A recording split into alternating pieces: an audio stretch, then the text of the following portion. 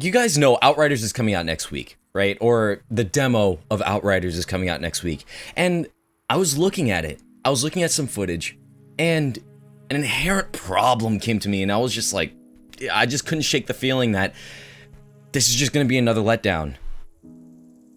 And I don't want to feel that way, but I do. Let's talk about it.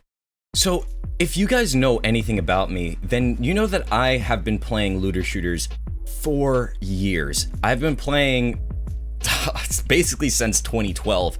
I started out playing Warframe. That was my main looter shooter. And then I transferred over into The Division. And then I went over to The Division 2 and Destiny 2 and Borderlands. I played a crap ton of Borderlands 2.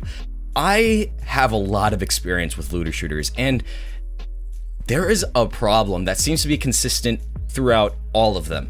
And that is, for some reason, you don't really feel like you're going towards anything. Let me explain. So, I feel like I always get locked in this situation where I'm thinking to myself, okay, I'm working hard, fighting all of these enemies, and trying to get gear, but what am I getting the gear for? You know what I mean? So, one game that I feel like I didn't really experience that too much with was Destiny. I feel like Destiny 2 did it really well, and that's because the gear that you get in PvE, you can transfer over into PvP. And there's one game mode that I absolutely love that I think basically all looter shooters should try and implement. Gambit. A mixture of PvP and PvE, incredible. It's such a good idea, and I do not know why more looter shooters aren't implementing a game mode like this, because it basically mixes the positives of both a dedicated PvE looter shooter as well as the positives of an online PvP game. The online PvP game consistently gives you a new challenge, consistently, like, it always feels different every single time you play it. Think about, Apex Legends, think about Call of Duty. Why do so many people play it consistently? It's because every match that you get into, it feels different because the enemies that you go up against, the other people that you go up against are always different. So that's on the PvP side. And then the PvE side, you just have the fun gameplay of going up against regular enemies. If you guys don't know what Gambit is, I'm going to leave a link in the description with a quick explainer video. Not one that's created by me. I'm going to try and find one on maybe Destiny 2's channel or something like that, so you guys can get a little synopsis of what the game is like.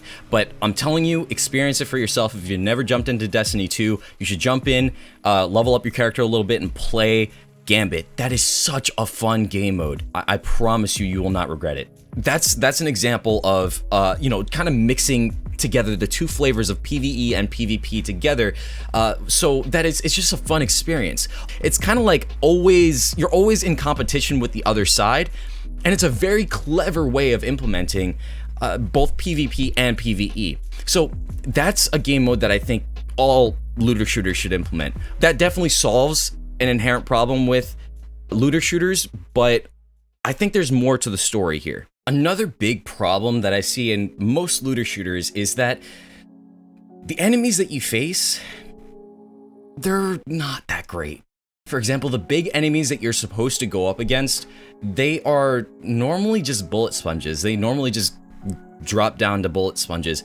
And then the grunts, like the ones that you're kind of, just normally supposed to fight, they're not really challenging either. They're not very scary. You kind of just blow them away without really much of a problem. Now, of course, there are exceptions to this. I mean, just like anything, there's always some sort of an exception, but there are other games that are way more mentally engaging and give you much more satisfaction when you actually defeat enemies. For example, if you look at a game like Monster Hunter World, the monsters that you fight against, they are always doing something unpredictable. Like, they're always doing something that you don't really expect. Even if you know the monster, hands down, like, you're always, 100%, like, all of its movesets.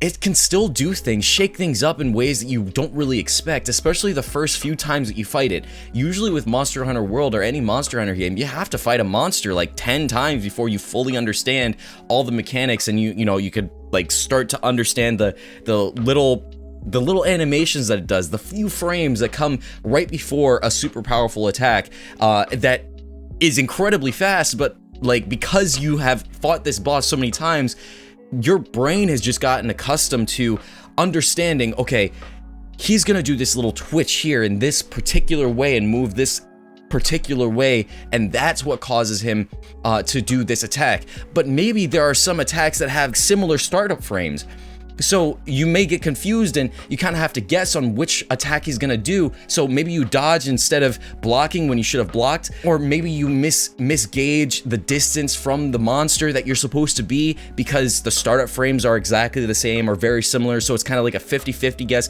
Like, I feel like looter shooters should have more mechanics like that instead of just throwing monsters and grunts at you and you just have to fight them. And I feel like Warframe is the biggest, it definitely has this problem to the T.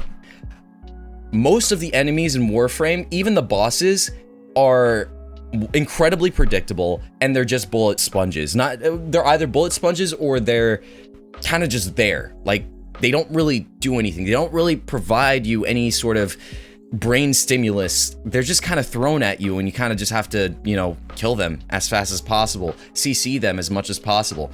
Like, it's not engaging. It's kind of similar to the Division 2. The Division 2 is kind of like that. They're a little bit better. Like, some of the bosses, like the agents that you have to hunt, they're kind of unpredictable. They have some movesets that are pretty interesting, but there's only so much you can do with a gun game that, like, predicting movesets and, you know, startup frames and all that kind of stuff. So let me know what you guys think in the comments. Are you guys experiencing the same thing that I'm experiencing? How do you enjoy looter shooters? Why do you enjoy looter shooters if you still enjoy them? And if not, what do you think that these companies can do, these game developers can do to make the experience more engaging? Do you agree with me? Do you think that they should be doing things that's related to, you know, understanding the monster or understanding the enemy that you're going up against, where you have to kind of gradually learn? Should they implement more difficulty in that sense? Or do you think it's fine with the, you know, bullet spongy enemies slash cannon fodder that they kind of just throw at you? Let me know what you guys think in the comments. Guys, my name is TDefton. Thank you so much for watching the video. If you did enjoy, please go ahead and hit that like button. That would really help me out, get this video out there, get more opinions out there, and get more conversations going. Also, if you're new here, please go ahead and hit that subscribe button. I'm going to start posting way more. I decided to dedicate myself to content creation, so hopefully you guys like the content that I post up here. I have a few series ideas in mind, so look out for those. Let me know what you guys think about this in the comments and the future videos that come out. Love you guys so much. I'll see you guys in the comments.